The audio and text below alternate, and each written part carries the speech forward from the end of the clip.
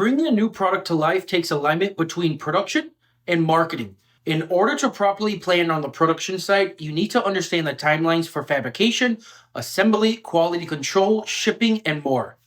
For this video, we'll focus on the timelines of plastic injection molding. And since plastic parts can vary in size and complexity, both which affect the timelines, we'll assume the part is made on a 20-ton machine, so think of a part that's around 10 square inches in size or less, with minimal complexity. So let's dive in. Before any steel is cut, your supplier should start with DFM.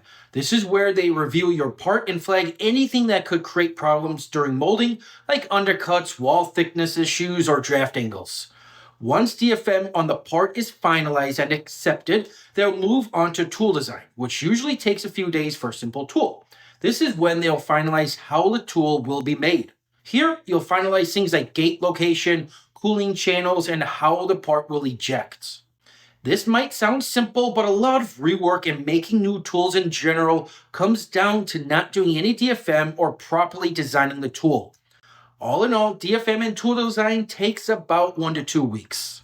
Once the tool design is approved, fabrication begins. This is when your supplier starts to cut the steel for the tool, usually by CNC machining and EDM. When your supplier is done cutting steel, at least for now, they will run a T0 trial, and this is a pretty significant moment because it's the first shot from the tool. The purpose of T0 isn't to get the perfect part, but it's to make sure the tool functions correctly. It's common to see flash, warping, and maybe a short shots. For T0, you're mainly making sure that the tool operates correctly, the part fills properly, and that the ejection system works well. From the day your supplier starts to cut the steel to T0 usually takes about 4 weeks. Usually after T0, the tool is not ready for mass production. This is where we get into T1, T2, and maybe T3. Of course, you might not need all of these trials, but you can ask your supplier how many trials they will expect for your part. So let's quickly go through these as well.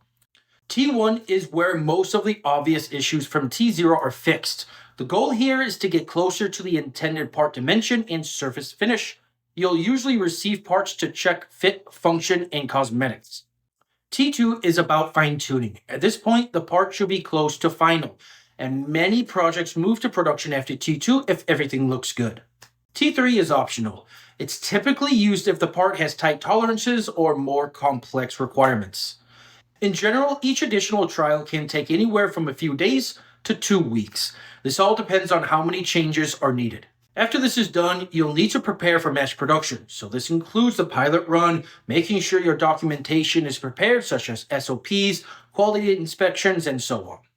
From DFM and tool design to a tool that's ready for mass production typically takes around 8 to 12 weeks.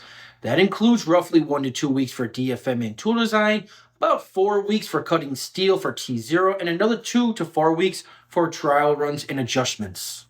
The exact timeline depends on the complexity of the parts and how many trial rounds are needed, but this gives you a solid baseline to plan around. And if you are looking for a plastic injection molding supplier, then feel free to reach out to us at hello@epowercorp.com, and we would be happy to speak with you. I hope this gives you a better understanding of the timelines to make your tool for your plastic injection molding project. If you have found this helpful, then please like it, share it, and subscribe to the channel. Also, if you do have any questions, then please just comment below, and I'll be sure to get back to you. Thank you everyone for watching.